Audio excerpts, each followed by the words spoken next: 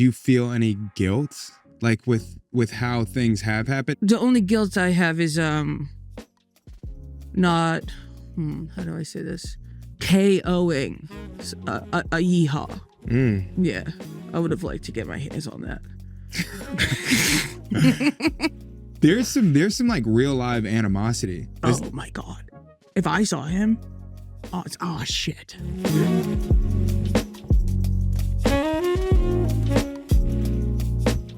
Welcome back to Don't Worry, I'll Ask. Today we have a really fun guest. Honestly, she's hilarious. She's fun. So when I say it's a fun guest, I mean it. We have Grace O'Malley. She's so fascinating to me. The way that her story is played out. I mean, look, when I was talking to her, she said in 2019, she's scooping ice cream. And then you look at her now, everything she's done, the trajectory that she's been on, it's been absolutely inspiring.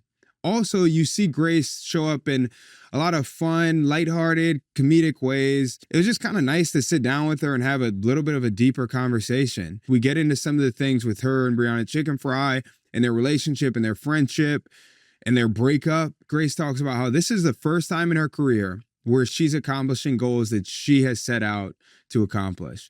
For so long, when she was with Barstool, really, she was just an employee. I mean, literally, that's what she calls it. She was working for them. She was on salary. And it wasn't the Grace O'Malley show. So I have a lot of respect for her coming on and even talking about some of these things. More than anything, I have a ton of respect for what she's become and what she's trying to do. Her shows, she was just telling me her shows are doing so well. She sold out a bunch of them. She's crushing it. And this, for me, was a really valuable conversation. So I hope you guys enjoy it. The best part of this is you don't have to worry because I'm going to ask the questions that you cannot. Because I'm Isaac Rochell, and this is Don't Worry, I'll Ask. Enjoy the show.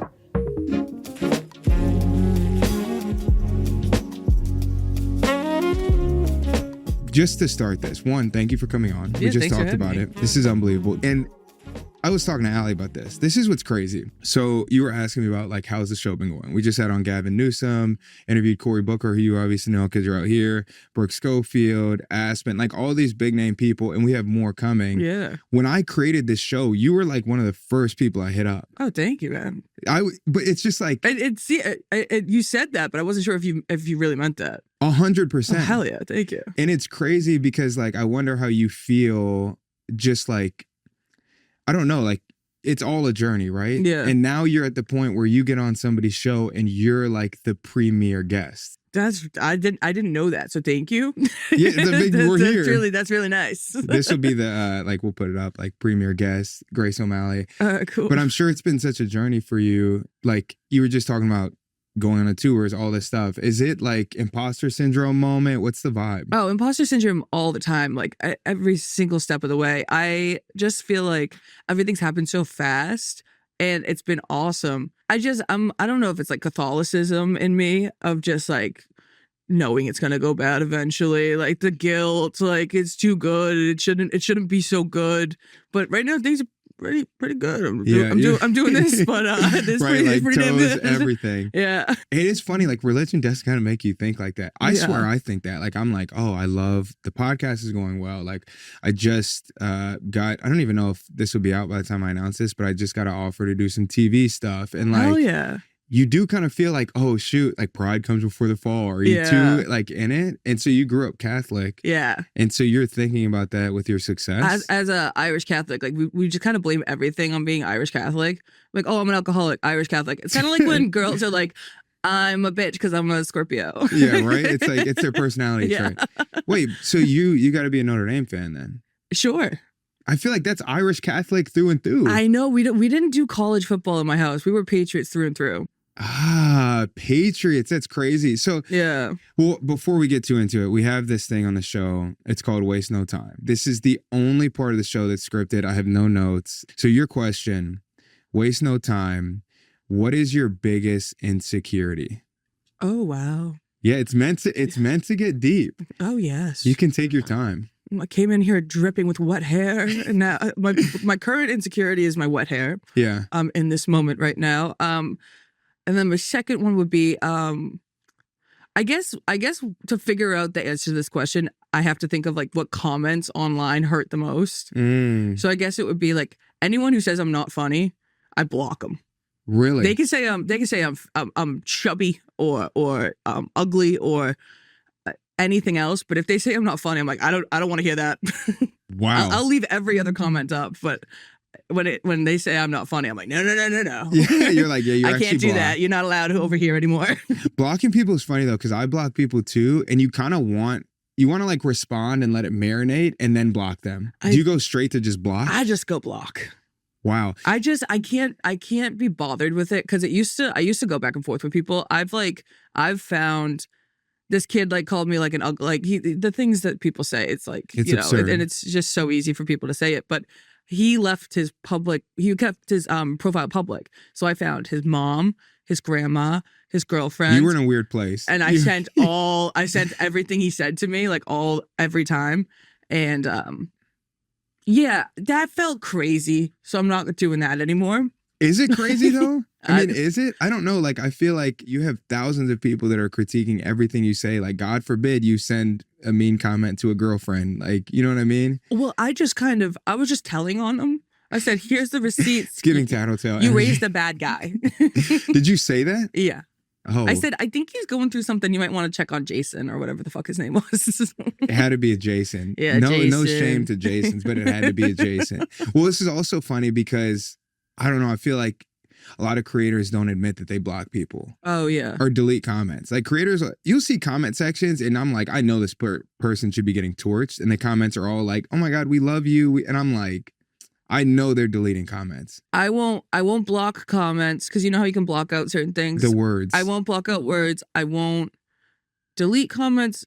It's just the ones where they say I'm not funny because it's bad for my career. It's bad for the dome. Yeah. It hits the dome harder than ever. It's so funny because, like, I'll meet you where you're at. Like, when I was playing the NFL, yeah. Like, I played 7 years. I started years. Like, I was a solid NFL player. Wasn't a Hall of Famer, right? Mm-hmm. I wasn't Tom Brady in Patriots terms. Go Pass. But people who commented and said, like, you're trash at football, it would hurt so bad. Oh, dude. And it's like the NFL comments, I don't know how much you like to stay clear of whatever because I know there's certain things. I'll be the one to say it. They're crazy with their comments. Crazy. Like crazy. It's brutal. Yeah. I got stiff arm one game by Justin Herbert, great player. But can I get a definition on that? It's you're like I like football for like I love to watch it, but I don't know the ins and the outs. This is I didn't good play. though. This is good. You've seen people like you've seen like the Heisman Trophy. Yeah. Like where he's got his arm out. Yep. That's a stiff arm. Like you push somebody away when they're trying to tackle you. Oh yeah. It's That's really sick. embarrassing. When you're receiving the stiff hand. No. When you're the receiver of the stiffy, it's not great. I mean, it's either way. So I got on TikTok, and there's like videos, hundreds of thousands of likes on these videos just torching me. Not a big deal, right? Like, who cares? It's football. It's a game. But it's like you're saying where it's like, dang, like, I put my heart and soul into this. Like, it hurts. I don't know. But it's been crazy to watch what you're doing because you have like lived many lives in this like space of being a quote unquote creator. Like now you're a comedian, but you've always kind of been a comedian. Yeah. Like, how's that been? Just to find the outlet of stand-up was like a gift. Like, yeah, I truly didn't know what to do with myself because like I pride myself on the only thing I like to do is make people laugh. I didn't think I could actually do stand-up. I just thought there were a dime a dozen. Nobody can. It can't be a career. Like I went to community college, transferred to 4-year school. I wanted to be able to still make people laugh, but in like a reasonable way, like a corporate job. So I was like, I'll go to a 4-year school, and then I'll graduate, and then I'll make Super Bowl commercials. Oh God, that's like randomly specific. Yeah, I know. Wait, that was like your goal. Like that was my goal, and because like I was like, well, you can't do stand up because that's like too hard to get into. So yeah, we'll just really pivot this niche. As if Super Bowl commercials are easy. I know. That's kind of crazy though. It's really funny. Okay, so then you were like Super Bowl commercials, went on like got into like podcasting. At what point did you really feel like, oh, I want to like take the step to actually be a stand-up comedian? So when I first moved to the city in 2020, I was doing like open mics on the side of the road because it was like... Really? Yeah. And so like... That's giving humble energy. Like you're just putting your face in the fan. Like there's like 8 other comedians who don't want to laugh or look at you. It's like, it's Wow. not a great vibe. Wow. And so like you just go out there, you eat ass, figuratively.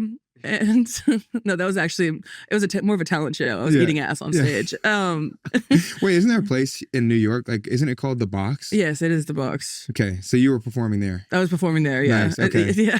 Yeah. So You're on the side. You're on the side of the road doing stand-up comedy, practicing. Getting shit faced before I go up. So I'm hammered, being like, "Why did you that?" Like, it's so bad. And what I didn't realize was, I would have friends ask me to do their shows, and every show I was writing a new set. And you're not supposed to do that. You're supposed to work on the same stuff and see what works and like make it better.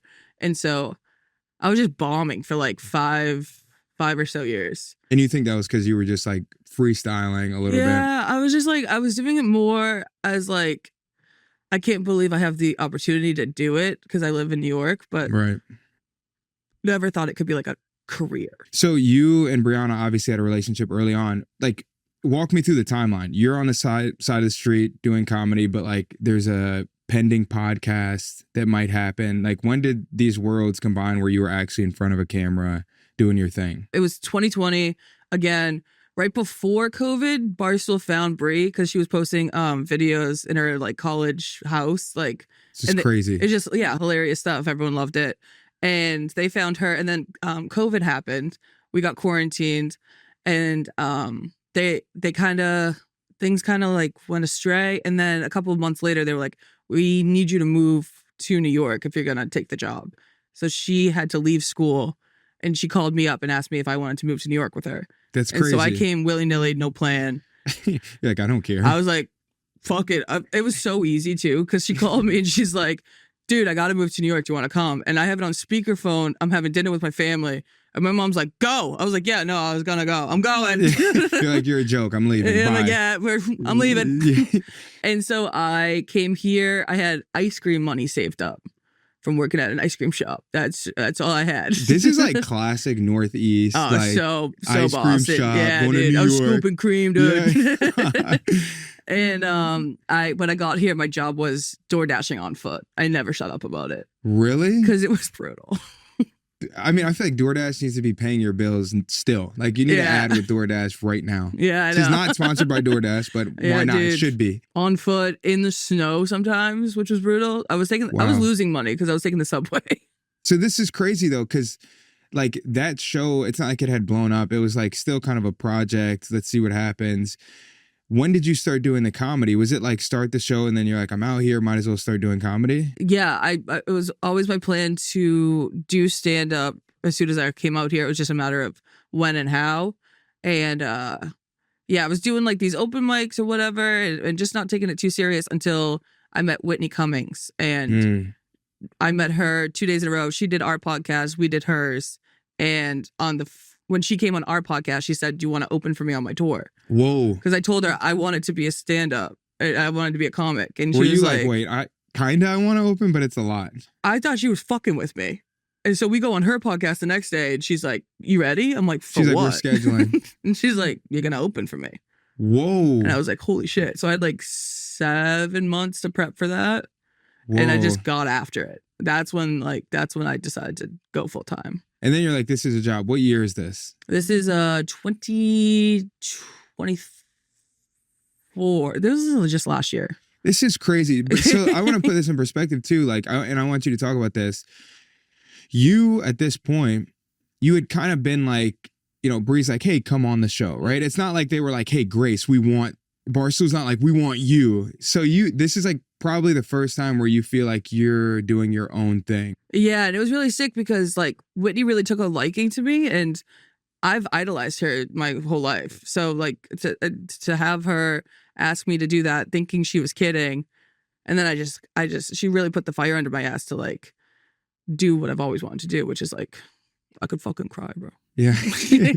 No, it's great. I know, it is really sick. It's really cool. It's awesome. And again, just like, it takes like one time, right? It takes one time for you to believe in yourself. Yeah. And be like, wait, like we were just talking about running. It takes one time for you to go like, oh, wait, I am built different. Yeah. Like, even if you lie to yourself, you know, you get up on stage, it could be the worst set you've ever had, but you're like, she gave me an opportunity. I can be better. I'm going to get better. And it feels real. And that's why I just think it's so awesome. And that's why I was asking you about it. Because it's like, again, this is the first time where it's like, this is the Grace O'Malley show, right? Yeah. In a sense. And I just wonder how your mindset evolved from 2020, where Brie calls you and she's like, hey, come be a sidekick on my podcast, to that point. Just talk about how much your mindset changed as far as like your confidence, who you are, and how great you wanted to be. I think just even sitting here, I've never really gave it that kind of a thought, like, because I've just kind of been in it ever since, like just trying to like, I'm just like a hamster wheel kind of thing. Yeah. But just sitting here right now, I'm kind of realizing like it was like the first time I was working towards a goal that benefited myself. And it was like the first, like, you know, when you're studying for a test and you're doing that, but you're really doing that for the school to get good grades, to like, it's like this other thing. Yeah. I've never like truly had to like, not that I didn't have to work towards things, because I definitely did, but this was something that for the first time I was working towards just for myself. And like, it's like, there's no other word but a corny word. It's like working towards a dream. Yeah. Working towards a dream. We always dream. It was my dream. You're a dreamer. We get it. I'm a dreamer. I'm a believer. You're a dream girl. And all the people. It's so true though. I feel like, because I wasn't an athlete. Yeah. I did sports to make my dad happy. But let me draw a really great parallel here. Athletics is similar to what you're describing, where like I made it to 7 years in the NFL, but like people would be like, oh, you like conquered your dreams. It's like, dude, I was just like grinding at football and like just ended up in the NFL. Yeah. Which is hard to explain to people. Because Yeah. it's like, yes, I was a 1%er as far as hard work and all these things. But you just kind of do it and then you end up somewhere. Mm-hmm. Whereas like now, like with the TV, with broadcasting and stuff, like that was like a goal of mine. Oh, no shit. So it feels very different to be like, wait, I set this goal and achieved it, rather than it just kind of like happening. You explained it well. Yeah, it's like, it's really funny because like you're doing the things that you think you're supposed to be doing, and then life is so crazy. It hits you with a, hey, I'm over here. I got this other thing that you actually wanted and you forgot about. Yeah, right. And it's like, that's actually really sick that you have like a similar, because you were working towards a goal. We were both working towards a goal, but yeah, forgot what the goal was, I guess is what it is. Totally. But I'm a big process guy. And so like the NFL taught me things about like appreciating a process that are like, I learned a lot from that, and I couldn't have achieved other goals unless I went through that. But I don't know if it was like my purpose. It was like a means to an end for bigger stuff. Yeah. And I haven't achieved the goals I want to now. But that was just such a crucial part of my process. Yeah. It's funny, my wife, I was on her show, and then I'll actually ask you your questions.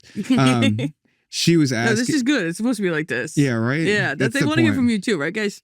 Yeah. They're like, it's like there's nobody. But she was asking me like, what do you want Scotty to remember about your NFL career? And I was, damn. I was kind of like, I hope she's not just like, oh, my dad played in the NFL. I hope that's like something she forgets about, because there's like so much other stuff happening. Yeah.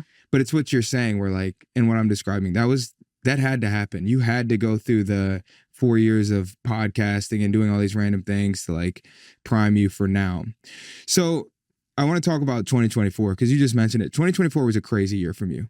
Yeah. For you. Yeah. Like, yes. I feel like start to finish was just like, one, like you talked about a hamster wheel. It was full go. Mm-hmm.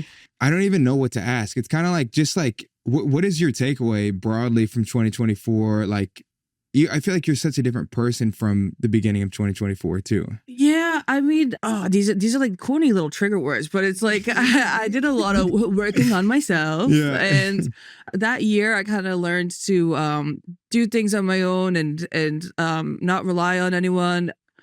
I don't know if I even like saying that. It's just I kind of like did a lot of inner workings without going to like therapy or anything. Just You're kind just of being so like, cheesy. This is crazy. I know. I'm like, and I'm not like a hippie fuck or anything, but like that's exactly what it was. It was just like, I was like, I started reading The Artist's Way. You ever hear people do that? No. It's but I'm gonna read it now. It's the creative Bible, people say. I didn't get through it, but I started reading it.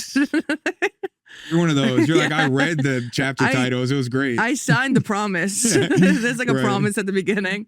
No, I don't know. It was a tumultuous year, if that's the right word. It is. Thank you. It's good. Thank you. My mom, I used to use a big word. My mom used to say, that's a great word. Yeah, It really tumultuous meant is a good. lot. But yeah, no, it was listen, every time I try talking about it, it's the last podcast I tried talking about it, I started crying. Yeah. So that was brutal. My whole thing is, I know people want to hear about it. It's not what I signed up for. This is like my real life. It's something really shitty that happened. Think about it all the time. Don't know how to reach out. Time will tell. We both need to do our own thing for now, is what it seems like. I'm gonna stop talking. Yeah. Well, it's probably tough because, and I'll ask you questions that are just kind of like, I want to talk about you, right? That's the goal here. But it's probably tough even now because you're right. Like, you're like, I have this whole career, everything that I want to do, and like that is now like a dark cloud. No, not even actually, because like I'm very grateful for my time at Barstool. I had a blast there. We had so much fun. It was like a really sick thing to be like working with your best friend, doing all this stuff. There was nothing bad until that last year. Yeah. And it's a bummer the way it played out. And I think at some point we're going to get over the hump, I believe, but I'm going to stop talking. Yeah. No, you're good. I have a tattoo right here that it doesn't say this too shall pass, but it represents that. Yeah. Because it was a hard time in my life. Everything passes. Mm-hmm. Like, it truly all works out. And that's the beauty of life. It sucks. It's funny too. Like, life is weird because it's like having the information doesn't make it easier. Yeah. Like, you know it's going to pass. Yeah, you know it's going to get better, but it just still sucks so bad. It's just when you're in it, and it's there's nothing you can do. There's nothing you can do. Do you feel like in that year like in 2024, do you feel like you lost yourself a little bit? Like, just in everything that was going on? There were times where I felt like I lost myself, but there's also times where I felt like I had a better sense of self at the same time. It was a weird time because like there were times where I like kind of had to plead the fifth. Yeah, no, literally. Yeah, we saw it. Yeah. Well, I just feel like that environment, Barstool in general, like there's so many strong personalities. Mm-hmm. Especially like the elites of Barstool, right? Like, it's just like voices coming from everywhere. And I can imagine you just are kind of like, you feel like you're like, there's just a lot going on. Yeah, no, that's a good way to describe it. But at the same time, like, I don't know, everyone there, I really like had a great time. And then it just really came to a point where it was like, oh yeah, it's time to go. Yeah. That's all it was. It's just, and I did an oopsie whoopsie slip up. I went on Theo Vaughn's podcast, and he has that effect. Yeah, dude. He threw me for a loop. He said, "Well, you getting paid good money?" And I said, "Decent." And I really meant like I did. Yeah, things were really good, like decent. Like it was decent. You're like good. Meals weren't being missed. At all. That's what I meant. And Dave got very upset about that. And I almost left on really good terms until I said decent, but to me, decent is good. So yeah. It was a misconstrued thing. And I was like, fuck, we could have been pals. Yeah, we could have left amicably. You like have a good vocabulary. Oh, thank you. You do. I think I'm showing off. Tumultuous, amicably. Amicably I learned last year. Yeah. 2024, big year for you. I was like, amicably. But like Barstool, don't they bring you on as almost like an employee? So there's like a set, like you're getting paid by Barstool. Yeah. Okay. And it was a salary. Exactly. With benefits. And they totally put me on, and I totally gave them that credit. And I really mean it when I say it, and this isn't just PR shit. Not you looking at every camera. I'm very grateful for the opportunity that I was given, and it was handed to me. Don't you forget it. It was handed to me. But I don't know. I think I also earned it in some sense, and I'm trying to learn that about myself. I'm sure you're like, look, I was scooping ice cream 4 years ago, and now I got Dave Portnoy making videos about something I said. But before that, we were pals, which I never could have. I considered us pals. I don't know if he considered us pals, but I was like, we had a good repertoire. Another word. I'm showing off. You're cooking. You're like, honestly, like I'm built different. Hey, stop playing games. 4.0 when I dropped out of college. Did you? Yeah. Wow. But 1.59 graduating high school. So who found Adderall in Like, between? so, yeah, right? You're like, it solves problems. Yeah. Have you seen the movie Invincible? What's the movie where they take that? Limitless. Yeah. Love that fucking movie. It is a good movie. It is good. Weirdly specific and weirdly accurate. I would take that pill. I think most of America would. But how was that? Like, even having him respond on the public forum, like the whole it became a moment. Yeah. Like there's moments on social that media. Part sucked. I hated that because it's the thing people forget every single time is that these are real people's lives. Some people love it. Like some people really eat up the drama of it all. And you've seen it with other people and other things because like they just don't stop talking about it. I never loved that. I never wanted that to happen. It's my real friend that we really love and loved each other. To other people, it seems like that classic, like, oh, the podcast curse. You know, there they go. It was bound to happen. But for us, we said it all the time. Never us. Never us. And that's the part that like blows. Do you feel like it's like external factors that cause like breakups like that? Yep. Yeah. That's what I'm saying. There's a lot of voices. Brother. There's a lot of voices. Yeah. One particular. Yeah. Fucking. that, because everybody listening will understand what you're saying. Like that situation, again, it just became such a moment. I mean, it was like my whole For You page for like a week. That part, I hated that. It was like insane. And then I have all my friends being like, dude, you're doing my whole thing. I'm like, that blows. I'm so sorry. Like, it's still, right. Like it was the weirdest moment of time. And it was all very fucking strange. I don't know. It was. I'm sure it was really exhausting too. Yeah. And it's just like, I just never signed up for that part of things. I just like to make people fucking laugh. And that's what we both were interested in. Well, it also got to the point where people were like, we want to hear from Grace. Right? Like they were like, they need to hear and you're like, I just did it. People sometimes they'll just sit there, they'll take it and run with it and like make it like their whole thing. And this is a real friendship that I really, and it's not, it was never something for me to like talk about because you don't get that. I'm sorry. Like it's not for your entertainment is how I looked at it. Like, yeah, that's my real life. And I get it when it happens to other people. I want to be the first to know about whatever juice is going on. Do. But you're not getting my juice. That's the juice like, is for you. Yeah, I mean that's like it's too real for me to make it a thing. So yeah, it's wild. I mean, like public relationships are hard. Public friendships are hard, and like y'all's brands were so intertwined. Mm-hmm. I do want to talk about afterwards, right? Because there was like this public breakup. Dave Portnoy comes out, makes this video, and then Alex Cooper comes out of nowhere. Yeah. Can you just talk about that? Because Alex Cooper was, like they say, the devil works fast, Alex Cooper works faster. Mm-hmm. Like, she was cooking. Yeah, she was cooking. She was cooking. I first saw that kind of a pivot from someone eventually down the line. Yeah. Because it just made sense. Like, from Barstool to Unwell pipeline, it checks because it happened once before. I just never thought it was gonna be me. I never thought, and it was so funny when she called because she was coming in like I was like Orphan Annie. I needed a home. Right. I mean, it's like it fits. She was Daddy Warbucks. Yeah. You're like, actually, I need you. Yeah. I was like, and then she was like, we got Annie. If you know Annie, that's a lot of reference. Yeah. You don't know Annie. I don't. You gotta watch Annie, man. I've seen. I mean, I know, like, kinda, but like Annie's good. Again, I feel like that's a Northeast movie. Is that crazy? I grew up on a farm in Georgia. We weren't watching Annie. Oh, you guys aren't watching Broadway. We're not watching Annie. It's a Northeast thing. All right, that's fair. That's fair. So walk me through it though, because I think it's interesting for people, and you've talked about it a little bit.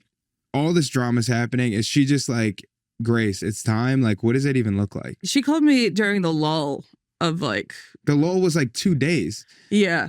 Thank God. Because I was really worried because I was about to go on tour. And like I had this big tour planned out, and I had already done 2 cities, my first 2 cities, and I was like, okay, those sold well, but I don't know how the rest of them are gonna go. And oh my God, that seems so I really stressful. love to podcast, and everything at that time for those 2 days was very up in the air, and I was like, I don't know how things are gonna go up next. Like, kind of had to like take a risk on myself. I gotta stop saying corny shit, man. Yeah. It's like have you seen a therapist? No, I gotta. I tried a therapist a couple years ago, and I thought I wanted like a young girl.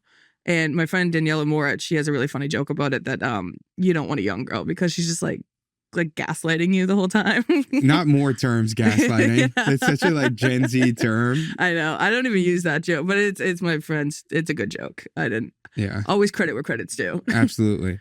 So 48 hours, you're like, what's gonna happen? Oh, And then yes, this again. she's like, again, she's your She's- Warlock? Is that who's the Sure. Daddy War or the Daddy Warbucks. Warbucks? Yeah, gotta watch Annie. Yeah. And yeah, she called me, gave me the opportunity to start my own show there.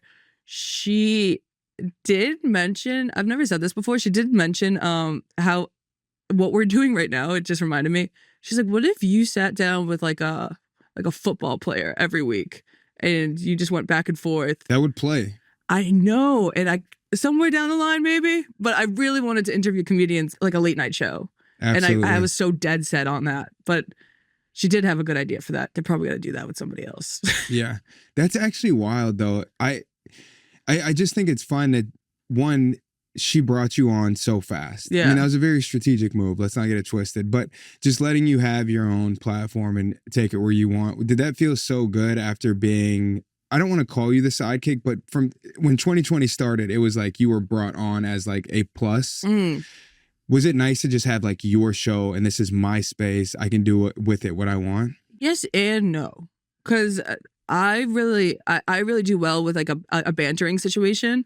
And as a host, you don't really get to banter as much. You kind of have to ask the questions as you're learning. You have to learning. drive the ship, yeah. Yeah. And like there's different ways to go about it. And it's been a pivot for me. It's just a learning curve. It's like a whole different beast. So yeah, it's been interesting. I'm sure your whole mindset's changed with how you view comedians. I mean, can you even go to a comedy show? Like, it's probably hard because you are a comedian now. Yeah. Do you nitpick? What's the vibe? I would never nitpick. I mean, we all do it as comedians and we talk amongst ourselves about different, I don't know. It's kind of like you shoot the shit, but you're not shit talking. I don't know. It's, but that's like where your best stuff comes from, is when you're shooting the shit with your other friends that are comics. Yeah. Because you'll be saying something and they're like, wait, that's really funny. Write that down. Like, that's in your next set. Yeah. And so like, then you kind of get, that's kind of like, I don't sit down and write. I kind of just like shoot the shit. Someone says that's funny, write that down, then work on it from there. So crazy. It's such an art form. I mean, I need to come to one of your shows first. Oh my off. God, yeah. How long are you here? Oh, you're gonzo. I'm leaving in like 6 hours. Okay. Point is, Checks the you were watch. just in California. Yeah. It's not even on. I'm out of here. But like your comedic style, are you... I'm more of like a storyteller. But I'm saying, are you getting like, are you pointing people out in the crowd? Are you like, this guy? Yeah. Are you making fun of people? I'll work into my set like a time for crowd work. I call it the Matt Riflaw. He's great. He's fantastic at what he's great. He's doing stadiums. He's got it going on. But like people kind of, when they go to a show now, they want to be talked to, and so like you kind of have to work it in a little bit if you want to. But my girls definitely want to chat for sure. It's a night out. Like they are having a blast. Is your crowd usually like young girls that are your age? Yes, and if you were a young man my age, this is to all the fellas watching. I know I might not be your kind of gal, but the girls that come to these shows are definitely. Yeah, you're like, why are you at the bars? Come to my show. Yeah, you're gonna get laid. Yeah. Like my you male can facilitate. openers. You can be like, you guys need to be together. Well, I'm getting kind of sick of it because if I have male openers, they pick out of the seat full of pussy and I respect take them it. home. I respect it. It's when I wake up in the morning and they're like, "Hey, girl," I'm like, "Who are you?" They're like, everyone's getting laid but me. Yeah, you're like seeing like people from your show just like at the hotel, like, what's going on? Yeah, they're like, "What are we doing for brunch?" And I'm like, who's "I we? gotta go." You're like, you I'm gotta gone. go. Actually, this is my house. You're like, what are we doing? That's actually crazy. Yeah, it's unreal though. Yeah, it's sick. Well, it seems like you're crushing it. Thank I you. It mean, may seem so. I'm no expert, but it seems like you're like who you are, your voice, everything has been amplified. And I want to hear your opinion on it. It seems like everything that happened was like a blessing and a curse. Obviously, you would never choose to sacrifice a friendship. Yeah, not in a million years. I was already doing stand-up before all this, so I had my tour planned before the breakup and everything. So I like to think that it all would have still worked out the same way. I believe so.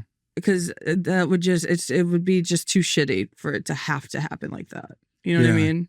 And there's no other way to say it, I guess. Do you feel any guilt, like with how things have happened? Not like how you dealt with y'all's breakup, but just like I don't know, sometimes when you gain success maybe and it feels like it was on the back of like something bad, maybe you feel a little guilt, like, dang, like I just wish it wouldn't have happened that way. Or I mean, I definitely, I don't think I have what I have because of what happened. And I think Barstool and Brianna both helped me and guided me through the last couple of years. But the only guilt I have is not how do I say this? KOing a yeehaw. Yeah, I would have liked to get my hands on that. There's some like real live animosity. Oh my God. If I saw him, oh shit. I shouldn't be saying this. You're like, I think signed I an just NDA, leave it I at that. can't. No, I didn't. No, I never would have. Never would have. Yeah, I can't imagine. But what I will say is you're absolutely right. I mean, like, again, this is part of like marinating in success. Like, doesn't matter how your voice got out or what the process was, like, it's still your voice. Like, you've done an incredible job, like, carving away for yourself. Thank you. I've been, I mean, the past 6 months, I've been working my fucking ass off, and I really have. You know, like, you know when some people, they're like, yeah, I've been working really hard. And you're like, you haven't even done You're shit. like, grow up. I can finally say with like my whole chest, I've been working my fucking ass off this year, and it's really nice to see like when you put your mind to something, you can get it. Corny, fuck. Yeah. Listen, just admit it. You're corny. Dude, I'm corny. It is what I'm corny as fuck, dude. That sucks. Yeah, no, I'm actually the king of corny. I'm a really corny guy. Dude. I'm a one-liner guy. Yeah, but like you're a dad. Yeah. You're allowed to be corny. Am I? I'm pretty sure you have a wife and a child. Yeah, Grace was like, is your whole family here? I'm like, yeah, my wife and child. She's like, yeah, that's your family. Yeah, it's like your home, unless you have like a side. Do you feel, yeah, I don't have another family. No other families. I can say that wholeheartedly. Is there ever any like rumors that you do?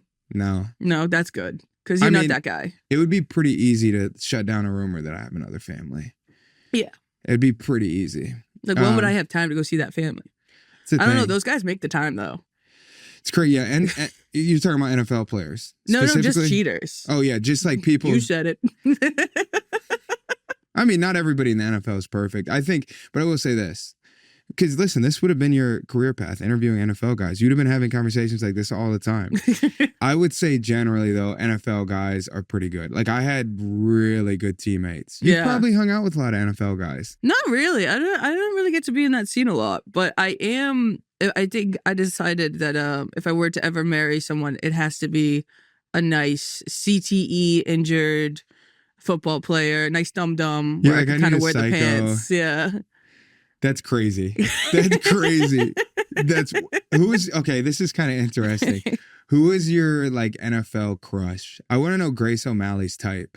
Back in the day, it was Gronk. Okay, wow. Can't say that anymore because I'm friendly with Camille. I would see each other out every once in a while. What'd you think of the roast? Oh my God, it was incredible. It was so good. So when you watch that, are you just like, do you want to be up there? Do you want to be doing what's the guy's name? Hinchcliffe? Tony Hinchcliffe. Yeah. So Brianna and I, they flew us out, Netflix did, to do like a little interview action before people went into the roast. Yeah. And so I got to see it live. Which is crazy, by the way. It was sick. That's it was so cool. Fun. And like, I chickened out on every person that walked through. The only people we got was like Dana White, because he's a Boston guy. I mean, that's unreal. Yeah, I know, but like we were chicken for everyone else except for Dana White. Why do I feel like people would see you guys and be like hyped to talk to you? You would maybe think. I would be. I'd be like, what's up? Like, how we doing? Dude, and it's so I don't know. It was like my first time like kind of being in the realm of like comedians like that too. And so I kind of chickened out because I'm like, I don't want to fuck this up. And so we got Gronk, Dana White, and like one other person, and the rest we really crumbled. We were like, nah, I don't know what to say. You out, give you premium setup. You guys are like, we got two people. I had flashcards. I brought my mom, which is great. It was so much fun. How crazy has that been? I mean, we talked about it, like from scooping ice cream to where you're at now. Like, you're bringing your mom on trips. You're making good money. I can't even believe it. Because like it's a real 180 from just even a year ago. Because I was writing in my journal, like wait, hold on. You have a journal. I had a journal for like a second. But so it was 2024. I needed a journal. Okay, keep going. And so I remember writing like, next year, this time, I hope to have more than, I think it was like $256 in my bank account. That's crazy. Yeah. And I was still getting paid well at Barstool, which either goes to show I give money back to my family and I also like to spend it. So I'm like bad with money, but I also like give it to my family. So it's like it's a little tit tat for everything, and to be comfortable enough to like be able to fly me and my mom out to Hawaii. I'm doing shows while I'm there. Oh my God! Yeah, it's like a really full circle, like really sick thing. And she's always wanted to go to Hawaii, and it's gonna be really fucking cool. I'm very excited. And it's all I've ever wanted to do for her because she like truly deserves it. My mom's a fucking shout out my mom. Wait, she's never been to Hawaii. Never been to Hawaii.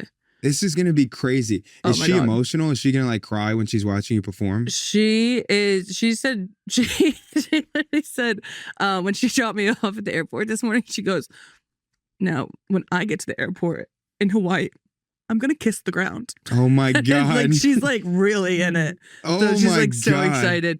And I like bought her flight for Christmas during last year, or 6 months ago, during a time where I didn't know if I was actually gonna be able to recoup that money. Yeah, you're like, bro, I'm like first class. Yeah. You got it. You're like, I'm risking it all. I'm like I hope things work out. That's crazy. Yeah. Good for you. Yeah, though. I'm super pumped. It's really, and like that's all I really like to do. Like this newfound money is like I like to give it back to my family, my friends, all my dogs eat. Yeah. And then I like to eat too. Like yeah, good you're food. like, no, we all like to eat. Good but shit. it's also like, who cares? Like, not to be like morbid, but we're all gonna die one day. Like, God forbid you help out people around you. Yeah. Like I have like my dad keeps getting mad at me. He's like, save your money. I'm like, for what? Like I'm gonna be a spinster. Like, what do I need? What do I need money for? That. Yeah. No, I agree. I mean, it's like, I don't know. Being in the NFL though, we had like literally every other day it was like save your money. Like we had seminars on like the processes to save. But yeah, either way, that's good though that they offer that. It's valuable. Well, it's not even offered. Like it's forced. Oh, like okay. You're doing it. Grace, this is a big deal.